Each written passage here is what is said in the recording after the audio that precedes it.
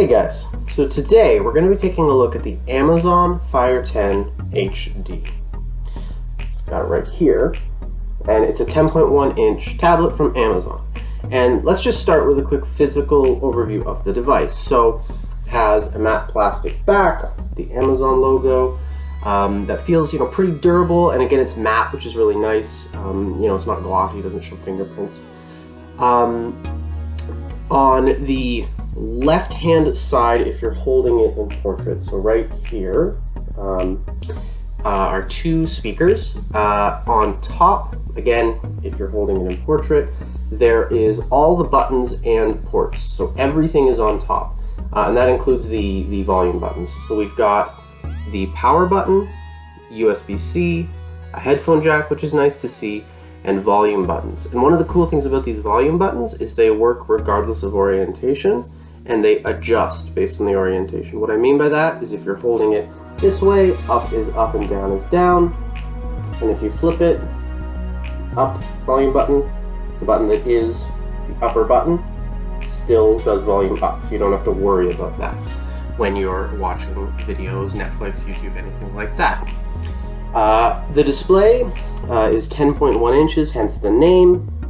It's an IPS display, and it's 1080p, that's why it's the Fire 10 HD. I'll talk about the look of the screen in a second, but the device is a 2 GHz processor. Amazon doesn't explicitly get into the specifications. The main thing I would say is this is powerful enough that navigation will be fine. Low impact games will be fine, but low impact games, generally, if you're YouTube, Netflix, Spotify, any of those kind of things, all will work well. It has a single rear camera, which is right here, a single front-facing camera right there. They're both 2 megapixels, and they can handle video calls up to 720p, so good enough. Yeah, and overall, just from a physical perspective, the hardware is nice if unremarkable, right? It's very utilitarian. It's matte plastic back that feels durable, not really much of any flex anywhere. The seams all feel pretty nice. The glass front is nice, and even though the bezels are somewhat big, it's actually nice. I find on a tablet it's nice because you have enough area to grip the device. Now getting on to performance and usage. So again, the performance is usually good. There is sometimes lag or extra loading time when switching between apps quickly.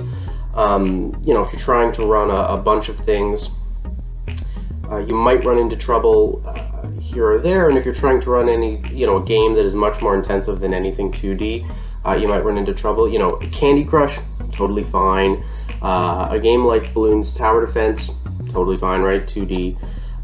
But, anything more demanding than that, you might sort of start to run into some trouble. That being said, the screen is nice. It's a 1080p LCD, right? You probably know sort of what to expect. You cannot see pixelation unless you really have good eyesight and are looking for it. The colors are nice. It doesn't seem to be too washed out. From my eye, maybe it's different for you. Maybe there's different display calibrations, but generally the display is pretty good, and it's good enough for content consumption.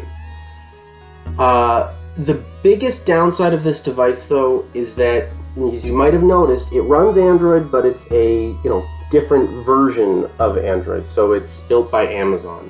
It's a skin, and that would be fine, except it only runs the Amazon App Store. So what that means is you don't have any Google services on board, and you also have to deal with things like the Amazon App Store rather than the Google Play Store. The email client is not Gmail, the calendar is not Google Calendar, things of that nature, right? That being said, most apps that you want are going to be on here, right? Like you can get Spotify, Netflix, YouTube works, but we'll talk about it in a second. The Kindle app, obviously, because that's from Amazon. And I think there's some other streaming apps as well, and you can get things like TikTok, and Twitter and Instagram, if that's something you want to do on a tablet. I don't really think it would be, but if it is. However, again, speaking of YouTube, YouTube is the web version. So generally, and I'll just pull it up and show you, generally it loads pretty normal looking. Pretty normal looking. You got your videos. However, again, it is not the mobile app version, it's the web version. This means that there's some weirdness with the way that you can browse. There's some weirdness with, you know, the way that the app works. Again, generally it's okay, but it's a little bit frustrating because it's not optimized for a mobile platform. It's not optimized for a platform that you know, is similar to something like a phone. The other thing, again, you have to use the Silk browser. That can be a little bit annoying. Amazon Alexa, all those things. And to me, that's probably the biggest bummer. And there's going to be comments, and I totally get it. There's going to be comments from people saying, you know, hey, you can just sideload the Google App Store. And that's an option for sure, if you're willing to do it, right? I wanted to look at this device out of the box and how it worked out of the box. And again, generally it's good, but that's a frustration, especially since you also can't sync a lot of things, right? So like, you can get the YouTube web client and sign into your YouTube account, sign into Netflix, Spotify, that kind of stuff. But for example, games, right? If you've bought games on the Google Play Store, you can't get them unless you're sideloading the Google Play Store and then signing in under your Google account, because every purchase is tied to your Amazon account, right? Every app you get. And so what it means is that you're splitting your app library across, you know, multiple different accounts, multiple different services, right? So for example, for me, right, I have a lot of games bought on my Android phone, and I thought, oh, an Android tablet, this will be great. The problem is that I can't get any of the games I paid for without paying for them again and not having my progress sync, right? Some apps do have cloud saves within the game, which will work, but again, if you're using Google Play, which I'm assuming most people do, it's the default option for syncing your progress, that's not going to be an option for you. Yeah, and on top of that, you might say, well, why not just buy an iPad? Who is this for, right? So who I would say this is for a few different people, right? So the first thing is, it's someone who wants a larger screen device and doesn't, and just wants a simple larger screen device for content consumption. So that's why I got it, right?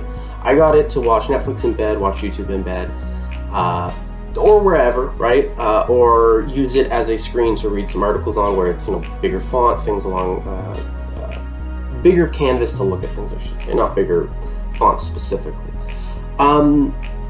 It's also a good device for kids. It's a little bit more expensive than, say, the smaller Fire tablets, which I would not recommend for someone who wants a decent experience. They're pretty slow and not the best, but they're not bad for kids because they're cheap and you can replace, they're about $60, $70-ish, so you can get a new one every couple of years.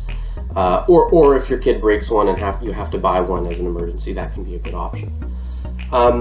Another thing that this device was surprisingly good at, I was kind of surprised by this. So I just finished my university school semester, and I used it for Zoom classes. So the Zoom app is on here. You can get it. And if your school uses Zoom, if they use Google Meet, that's a bit more of an issue. But if they use Zoom, you can use the Zoom app. And what I did is I used this as my app to watch the class, and then I took all my notes on my computer, and I didn't have to switch between tabs or have the class minimized, right? And that can be a big boon, especially when you're trying to look at stuff in the class on full screen while also trying to take notes. But yeah. If you guys have any questions about this device, put them down in the comments, and let me know, does this device make any sense for you? Does it seem kind of redundant? I just get an iPad. Are there any use cases that you would use it for that I didn't bring up? Let me know, and I'll catch you guys in the next one.